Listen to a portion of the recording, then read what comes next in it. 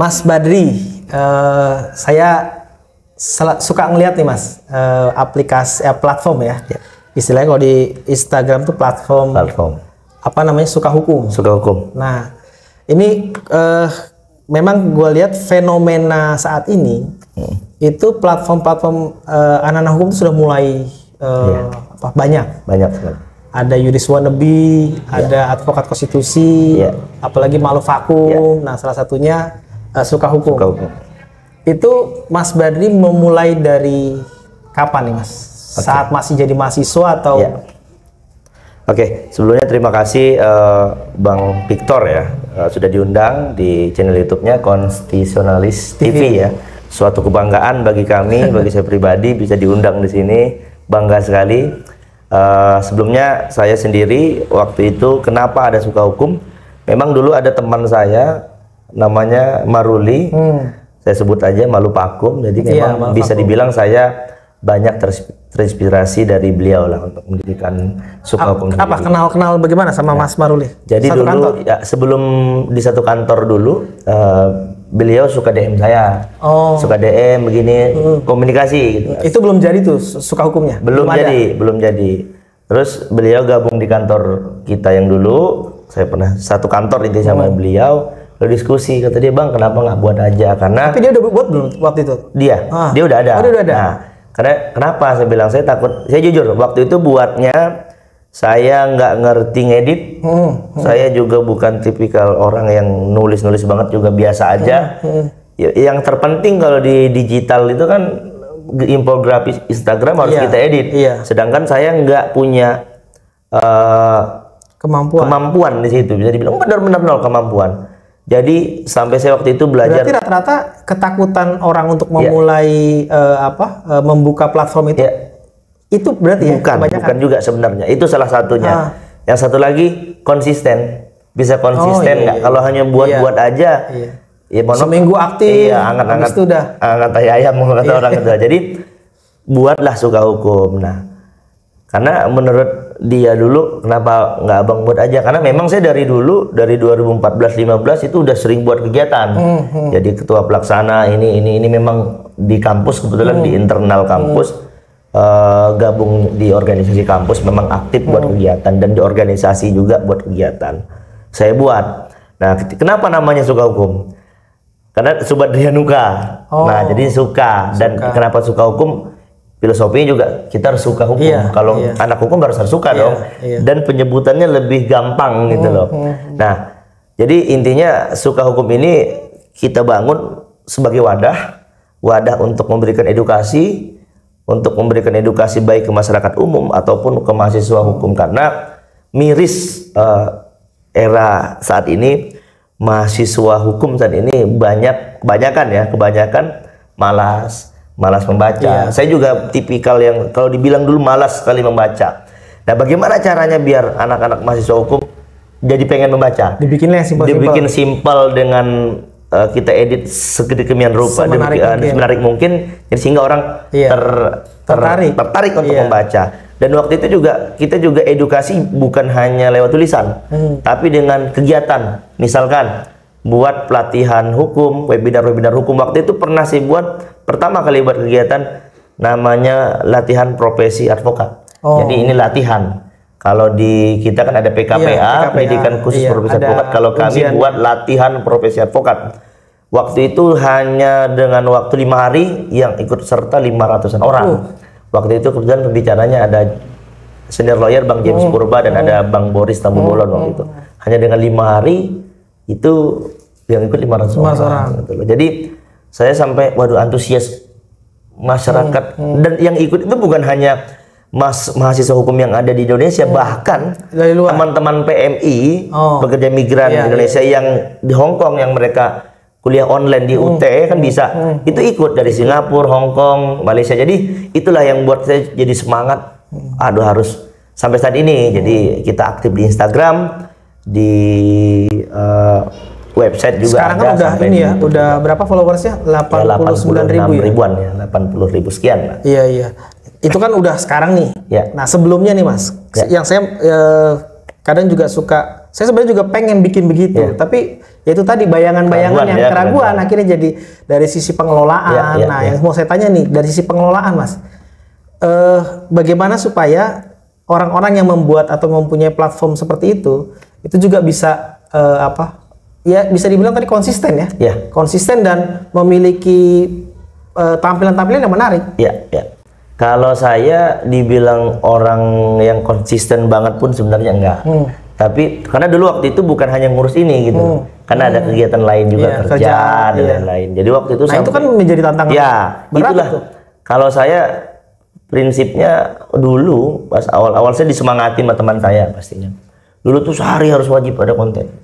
Dulu tuh saya sampai download, lihat di YouTube cara buat konten di Canva, di Photoshop tuh bener-bener sendiri awalnya. Jadi ada dulu di kantor yang lama tuh ada desain, orang tim desain itu saya sampai belajar bener-bener saya bener-bener otodidak gitu loh. Sampai waktu itu jalan dari nol berarti dari jalan 2 tahunan tuh saya sendiri mengelola, baik buat kegiatan juga udah 20. Tapi pada saat proses merintis itu sempat kan ada yang gini, Mas, ada yang orang yang menjadi hilang semangatnya ketika followersnya nggak naik-naik.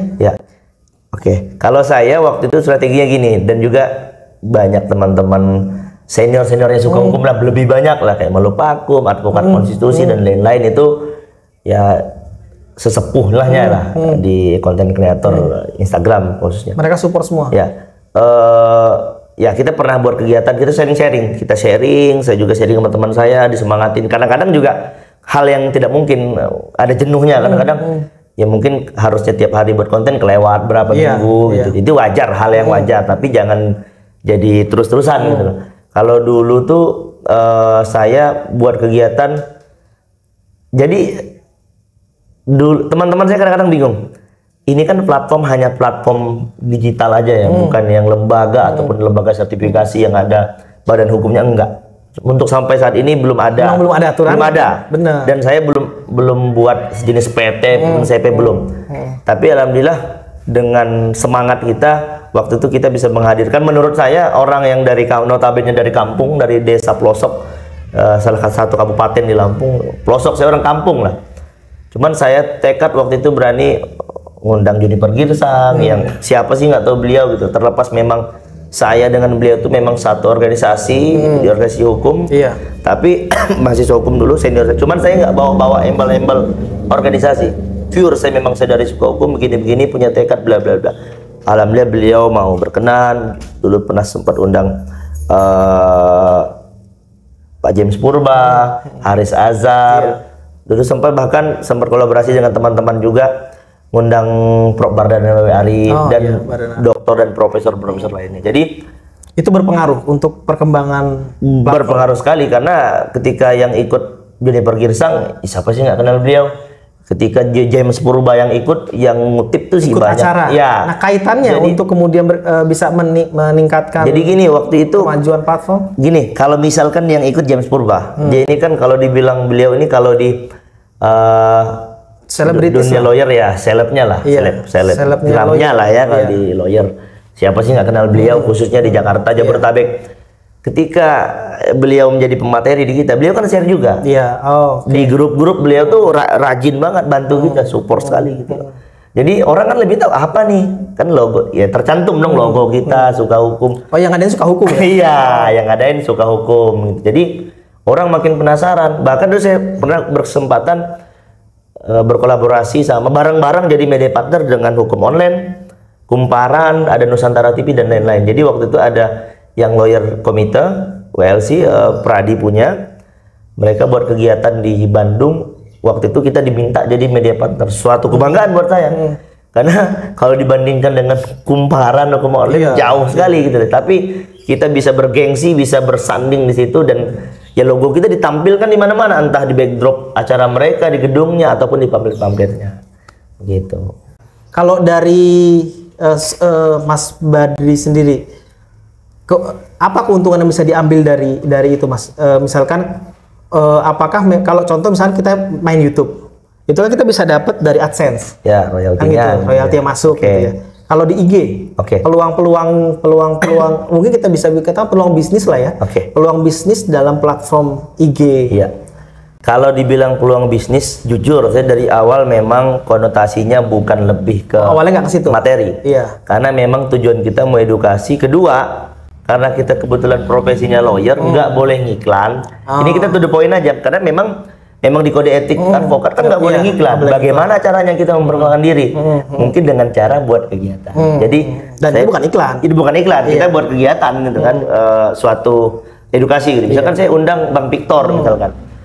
Nah, itu kan mohon maaf mungkin bisa dianggap jadi suatu panggung juga buat Bang Victor juga gitu loh. Di samping buat panggungnya saya pribadi juga. Nggak muluk-muluk, kita nggak apa ya, nggak muluk-muluk lah. Kita juga butuh. Semua orang masih butuh panggung, publikasi itu masih butuh. Kasarnya kalau zaman sekarang panggung gitu. Atau kalau bahasa saya itu ini Mas, setiap lawyer itu butuh personal branding. Betul. Gitu, inilah tujuan Suka Hukum ini salah satunya. Tapi bukan berarti Suka Hukum ini tujuannya mengorbitkan orang juga, enggak. Ya Suka Hukum bukan apa-apa, tapi setidaknya makanya selama ini yang saya buat kegiatan tuh ya ke teman-teman aja, kayak ada teman-teman senior lawyer, Bang, ayo buat kegiatan. Di samping kita tujuannya untuk edukasi. Tapi sebenarnya kalau saya lihat dari apa itu sasaran platform, itu kan jelas Suka Hukum berarti kan memang sasarannya pasarnya adalah mahasiswa hukum kan, artinya masyarakat hukum lah gitu. Dia kalau bicara soal personal branding sebenarnya sangat menjanjikan di platform itu. Nah sekarang apa nih Mas? Prospek ke depannya kalau saat ini saya buka program magang sebenarnya bukan program magang. Nah, itu juga saya mau tanya itu ya, jadi lebih pengelolaan ya. Jadi lebih ke kalau dibilang program magang terlalu ini banget ya formal banget ya. Jadi paling lebih ke program ya belajar magang sama-sama lah dengan mahasiswa. Saya buka kebetulan di program periode kedua, jadi saya tampung semua mahasiswa. Berapa orang? Kalau periode pertama itu ada 30 orang. Dari berbagai latar belakang kampus seluruh Indonesia. Keuntungan mereka apa? Nah, kalau dibilang keuntungan teman-teman itu kan di sini kan sama-sama belajar kita menulis. Mereka menunjukkan kreativitas mereka dalam menulis. Kita nanti sebagai apresiasinya kita akan upload di website Suka Hukum dan nanti akan kita upload juga di IG dan nama mereka kita cantumkan beserta foto. Jadi itulah yang bisa kita berikan. Sertifikat kita berikan dan juga nanti kita berikan apa ya? Bahasanya tentir lah, bukan tentir terlalu berat ya. Sharing session lah dengan saya sendiri selaku founder Suka Hukum, sharing session aja. Supaya mereka pun siapa tahu juga mau bikin. Ya boleh, saya dukung, saya dorong. Banyak beberapa teman-teman saya dorong gitu loh. Enggak saya anggap jadi wah musuh gua nih, enggak. Ancaman enggak juga. Jadi selain itu juga mereka senang gitu karena kemarin kita kalau Bang Victor tahu namanya ada Instagram Bangsa Mahasiswa, sekarang Bangsa Mardika.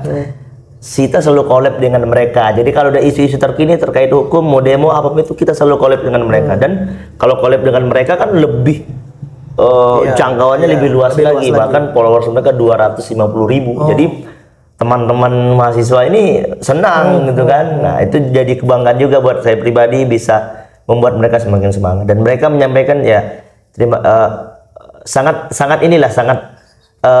berterima kasih lah belajar sama-sama dengan kita. Berarti salah satu yang membantu pengelolaan IG pun salah satunya dengan menggunakan anak-anak magang itu ya? Saat ini, setelah 2 tahun, sebelumnya saya sendiri. Jadi mulai dari konten, dari mulai tulisan, yang ngedit mereka semua. Sampai buat acara ya mereka juga. Saya juga bantu teman-teman yang magang juga, teman-teman mahasiswa untuk bagaimana caranya berkreativitas, berlomba-lomba kreatif. Jadi mahasiswa jangan hanya kupu-kupu kuliah pulang kan banyak tuh. Saya juga nyesel sebenarnya. Kenapa buatnya baru-baru sekarang? Kenapa nggak pas zaman mahasiswa? Mungkin lebih meledak. Benar. Udah meledak gitu. Karena kalau dulu kan masih waktunya bebas kan? Bebas. Kalau sekarang udah sambil kerja kan? Kerja. Tapi kalau dari sisi ini Mas, keuntungan Mas, profitable nggak sih itu kalau di sini mengelola?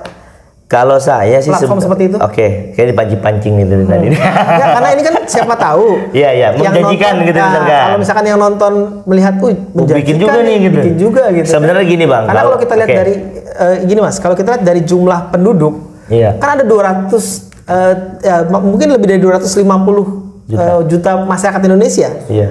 Nah, kalau kita anggap sebagai saingan sebenarnya itu terlalu kecil juga gitu kan. Karena lingkupnya banyak kan gitu. Nah, mudah-mudahan kan dengan semakin banyak malah semakin bisa menjangkau pasar masing-masing gitu. Jadi kalau dibilang profit, kita buat kegiatan pun konotasinya bukan duit. Jadi gini, tapi kalau mau diprofitkan bisa aja sebenarnya banyak. Nah, saya pernah baca-baca ada senior bilang kalau mau ngejar duit nggak ada habis-habisnya. Sebenarnya kalau ngejar duit di sini tuh ya susah, nggak akan kekejar nyari duit di Sukahukum. Kalau saya di Sukahukum nggak ada duitnya, mau dikejar gimana? Kakinya ribuan kok. Nah, bagaimana berbuat dulu aja. Kalaupun misalkan dari berbuat ini dapat sesuatu yang dampaknya di materi, berarti itu bonus. Tapi jangan mindset kita, aduh harus berarti Mas berarti belum main ke endorse gitu. Nah, kalau untuk endorse saya sendiri baru sekarang saya kepikiran karena dikompor-komporin sama teman saya. Ngapain gratisin gitu. Emang kenapa? Ya kalau dia memang sorry ya, kalau kegiatannya mahasiswa punya mungkin oke lah. Iya, bisa dipilih lah. Pilih dia paling ya udah kalian bantu follow akunku aja ya atau bantu share ini. Cuma kalau untuk yang mohon maaf untuk platform-platform lain yang memang mereka apalagi berbayar, bahkan banyak saya ada langganan tetap gitu ya. Dia setiap buat kegiatan tuh 3 juta, 2 juta, rata-rata jutaan. Ya saya profesional aja.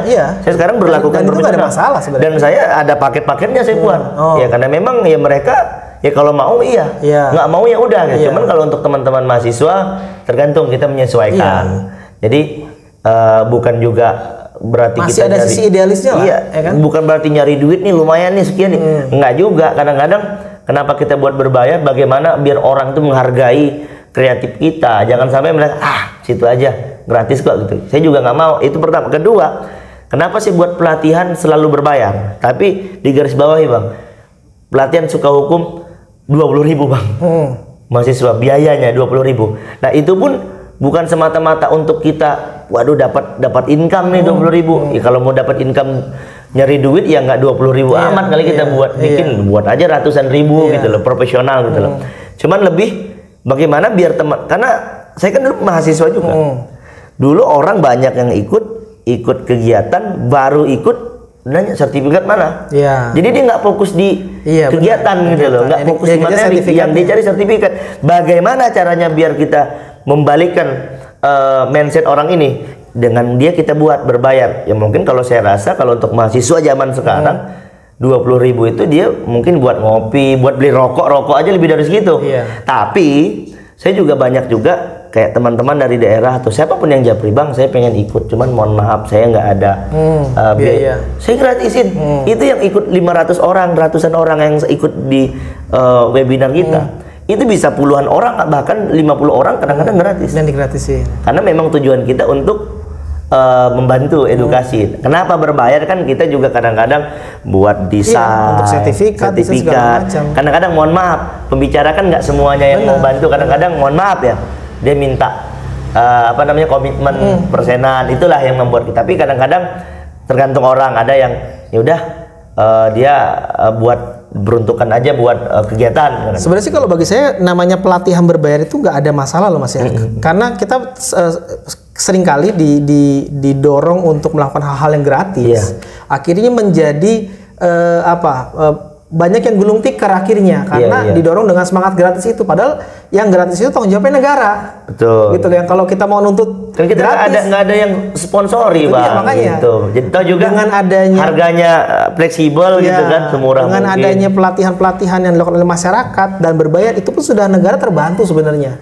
Oke, terakhir mas, untuk publikasi nih di Sukahukum itu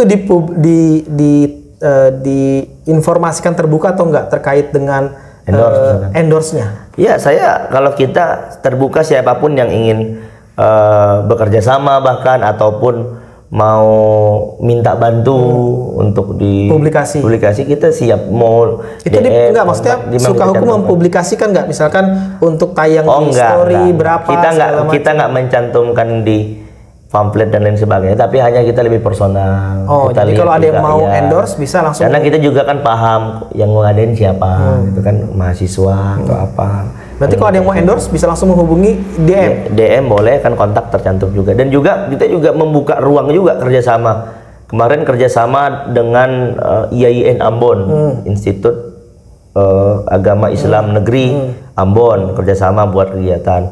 Kemarin baru buat juga sama Badan Eksekutif Mahasiswa Fakultas Hukum Universitas Muhammadiyah Malang. BMFH UMM. Jadi kita buat kegiatan, kerjasama buat kegiatan. Jadi kita kemarin buat kegiatan webinar terkait kurator. Kebetulan kita ngundang Pak James Purba dan Pak Imran. Nggak sebatas seperti hanya media partner nggak ya? Iya, jadi sampai substansinya. Sampai buat buat kegiatan. Dan juga yang kalau buat media partner banyak sekali, ALSA, sampai banyak lah organisasi-organisasi internasional juga kita kerjasama. Jadi memang kita membuka ruang seluas-luas mungkin. Udah sebanyak itu Bang ya, Mas ya? Ya lumayan gitu, karena memang ya kita nggak pernah menutup inilah.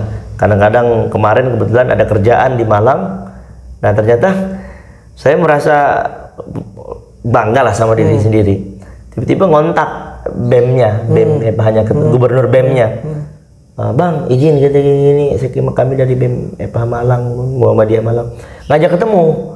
Nah jadi saya ngerasa, waduh, jadi beban buat saya. Bebannya ini harus kita buat sesuatu nih, saya bilang, jangan hanya ngopi-ngopi aja. Saya bilang, udah buat. Jadi terus saya ke Makassar, ada teman-teman Makassar, ketemu organisasi di Makassar, kita buat collab buat kegiatan. Jadi memang saya senang untuk, ya bisa dibilang kita sama-sama belajar dan berbagi lah. Iya.